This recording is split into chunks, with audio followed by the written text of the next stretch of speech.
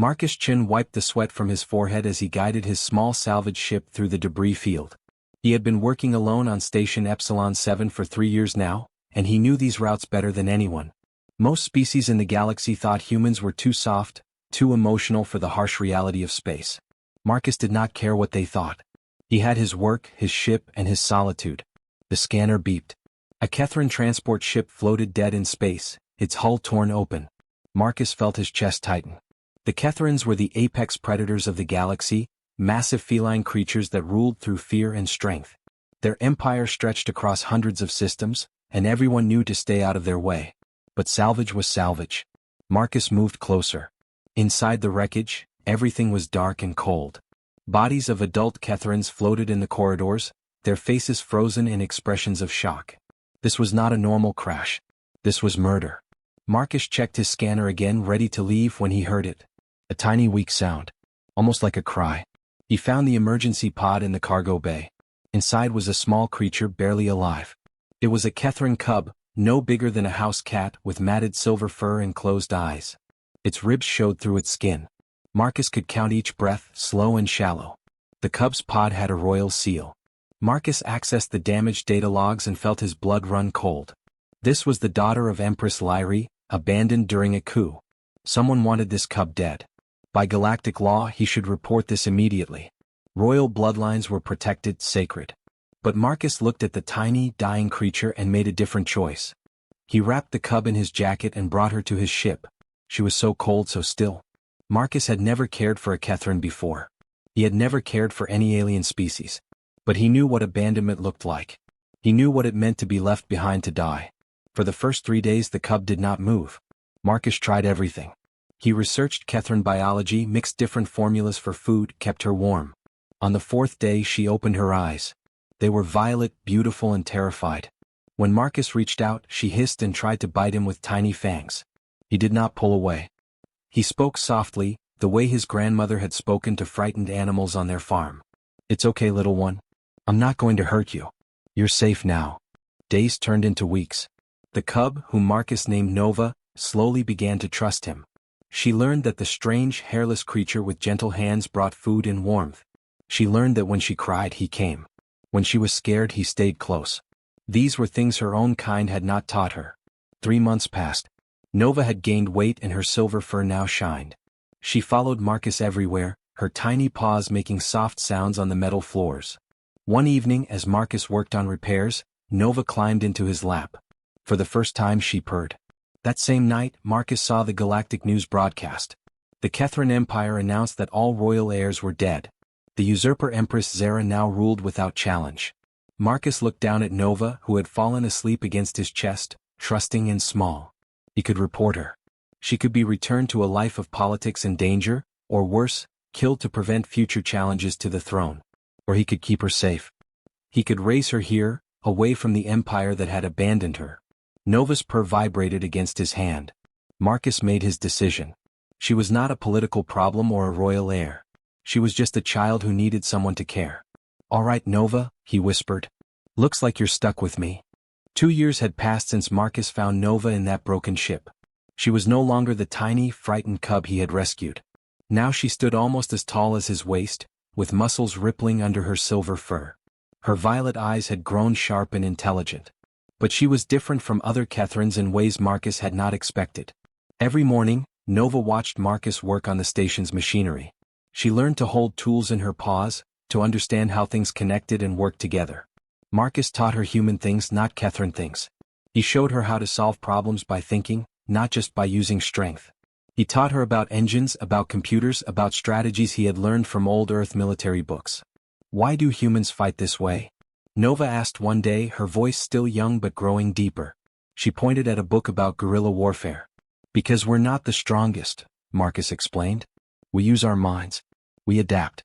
We survive by being clever." Nova absorbed everything. She moved with the grace of her species, but she thought like a human. This made her something the galaxy had never seen before. The news from the Kethran Empire grew worse each month.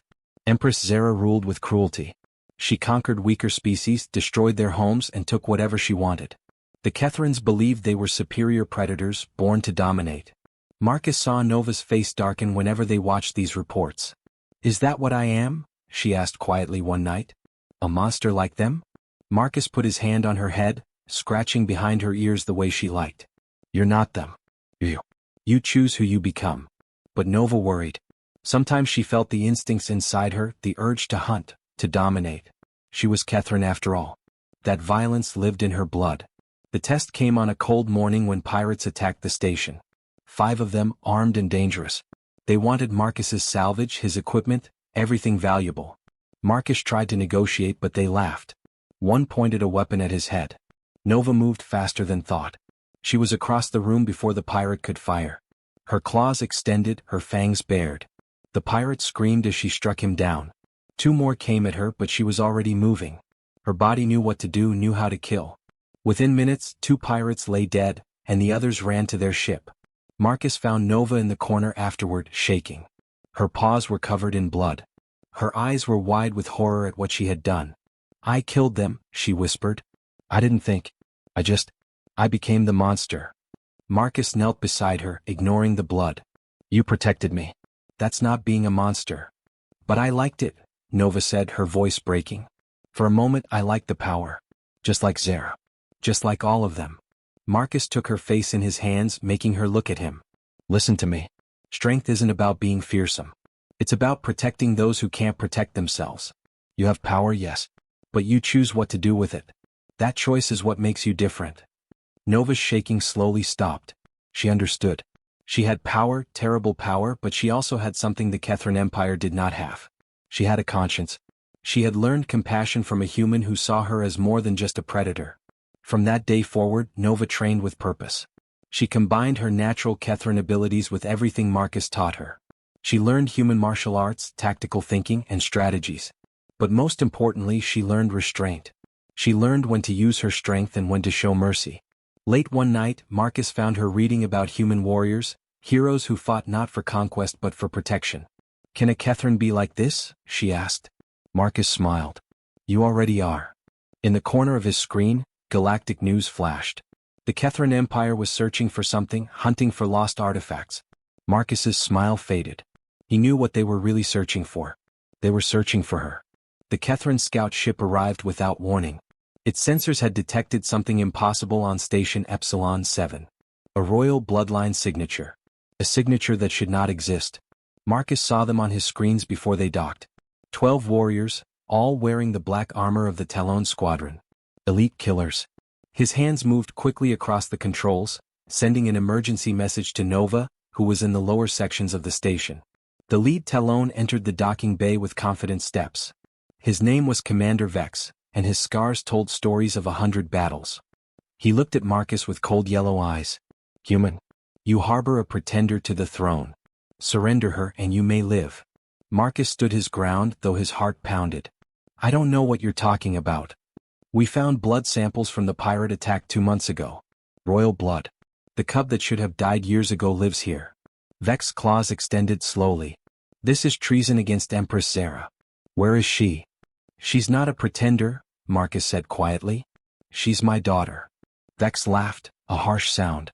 "Humans and their foolish emotions. You cannot adopt what you did not create. She is Catherine. She is property of the Empire. She dies today." "No," a voice said from the shadows. "I don't think so." Nova stepped into the light.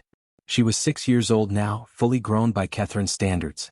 She stood taller than Marcus, her silver fur gleaming, her violet eyes steady. But she was smaller than the Talons and there were 12 of them. Vex smiled. "So the pretender shows herself. You are alone, cub. You have no training, no."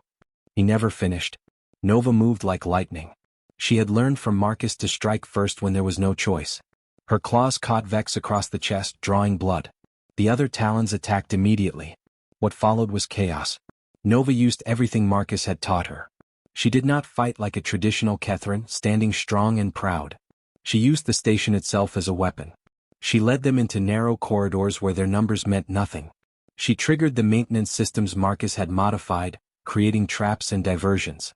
Marcus worked from the control room, sealing doors, cutting power to sections, helping Nova turn the station into a maze of danger. The Talons were trained warriors, but they had never faced anything like this. A Catherine who fought like a human, who used strategy over strength. One by one Nova took them down. Not all died, but all fell. Finally, only Commander Vex remained. He was wounded, bleeding, but still dangerous. They faced each other in the main cargo bay. "You fight with tricks," Vex snarled. "Like a coward? Like a human?" "I fight to win," Nova said calmly. "There's a difference." They clashed. Vex was more experienced, stronger. But Nova was faster, smarter. She saw his patterns, predicted his moves. Marcus had taught her to think 3 steps ahead. When Vex lunged, she was already moving. When he struck, she was already somewhere else. The fight ended with Nova's claws at Vex's throat. He was defeated, helpless. Every Catherine instinct told her to finish it, to kill the enemy. That was the Catherine way. But she pulled back. She let him live. Vex stared at her in shock. What are you?" "I'm Nova. And I choose mercy." 2 surviving Talons who had been watching slowly knelt. "Empress Nova," one whispered.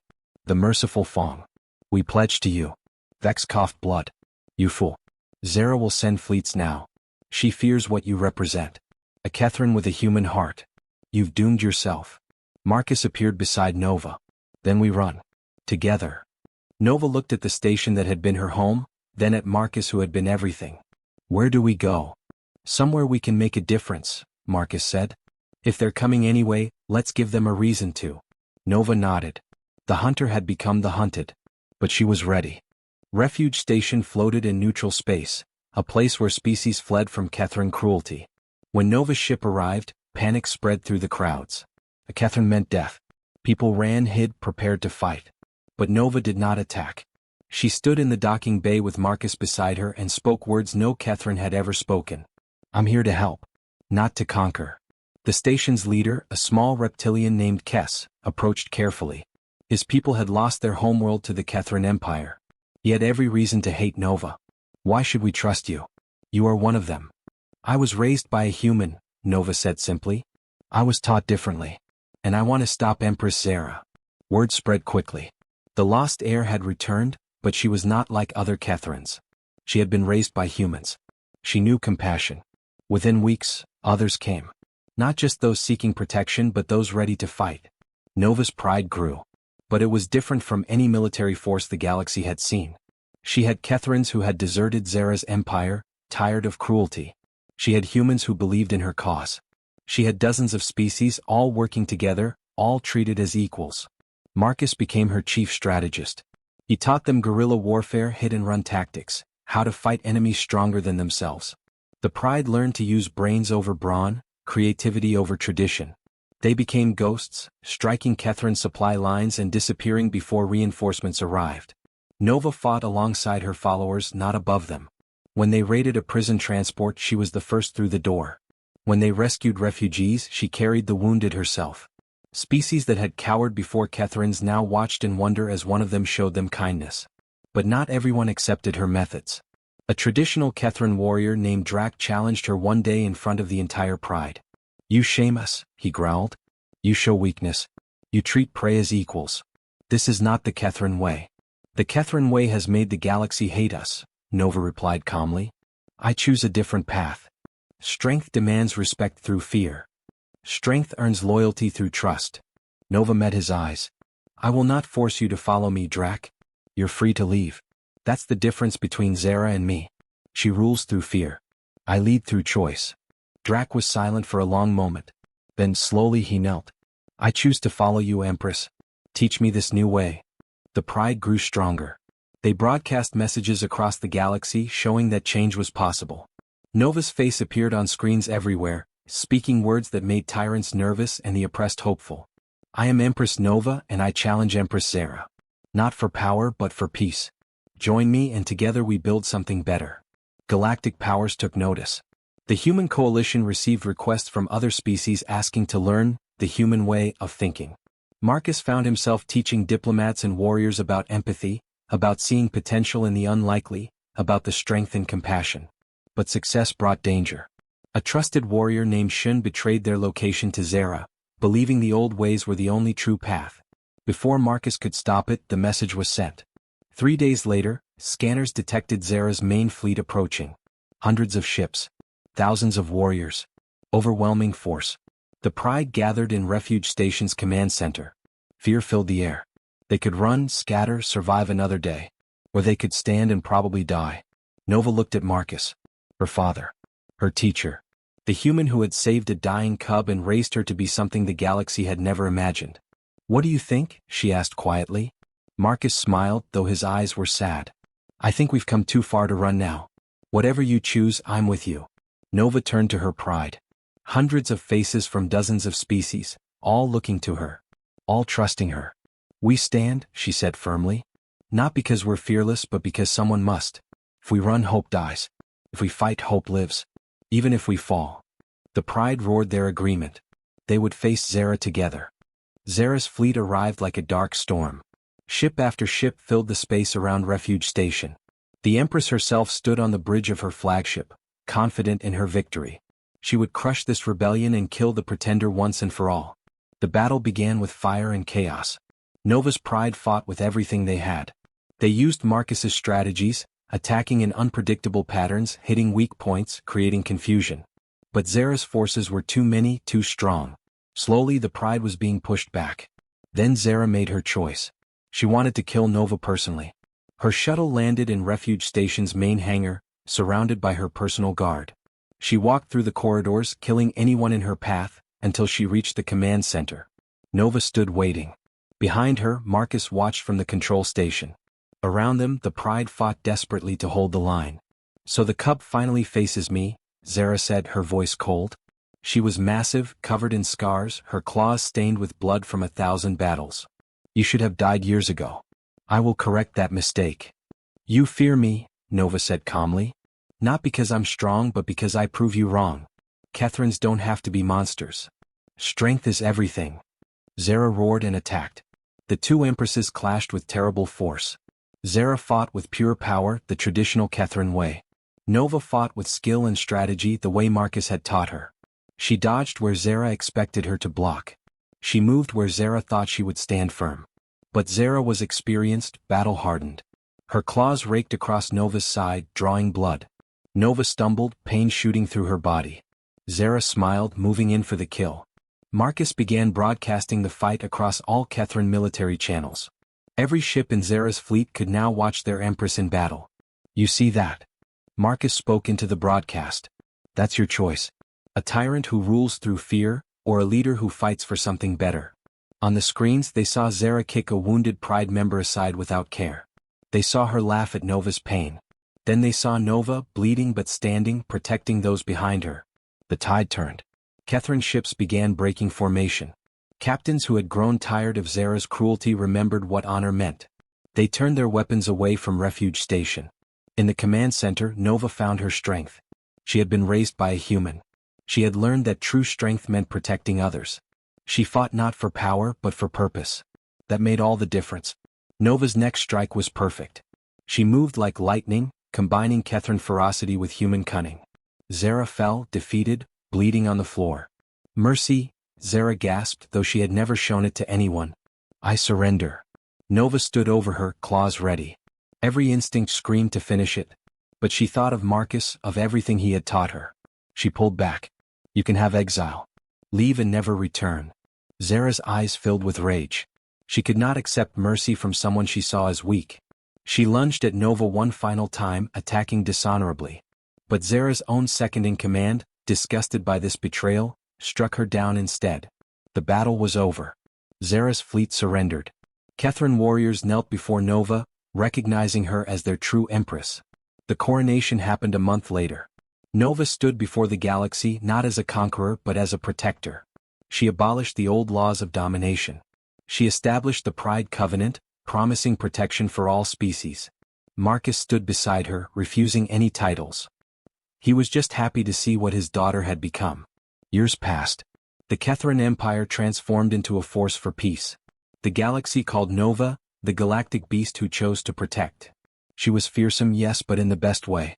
On Earth they built a statue. Marcus Chin holding young Nova with words beneath. "He raised an Empress.